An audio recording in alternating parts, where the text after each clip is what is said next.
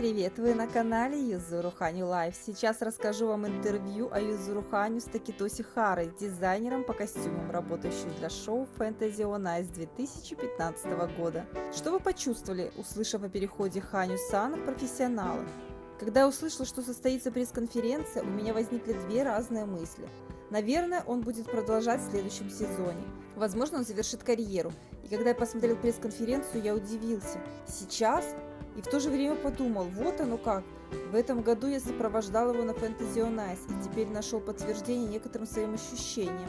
Я подумал, так вот что я тогда почувствовал. Я остро ощущал, что Fantasy on Ice в этом году отличается от предыдущих.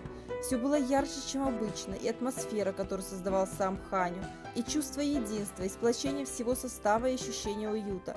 Я чувствовал, что атмосфера очень позитивная, но я не знал почему.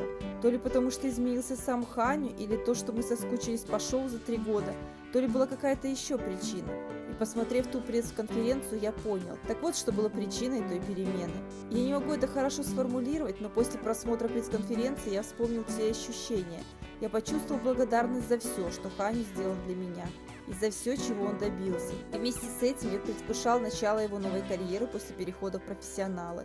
Я помогал ему в Fantasy on Ice в качестве дизайнера костюмов и замечал, что, будучи спортсменом-любителем, он был вынужден день за днем строго себя ограничивать. Это естественно, ведь он боролся на мировом уровне и стремился к вершине. Но теперь он будет немного свободней. Не знаю, правильная ли эта формулировка, но в тот момент я вздохнул с облегчением. Конечно, он все равно будет подталкивать себя вперед, продолжать стоически бороться, но я подумал, что будет здорово, если он сможет жить немного свободнее.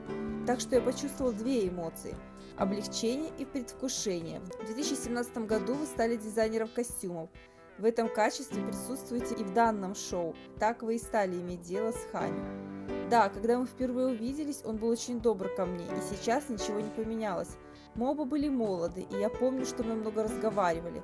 Изначально я был профессиональным гитаристом, и в то время больше занимался музыкой, чем дизайном костюмов. Я рассказывала о чем-то вроде «я много работал с участниками какой-то группы».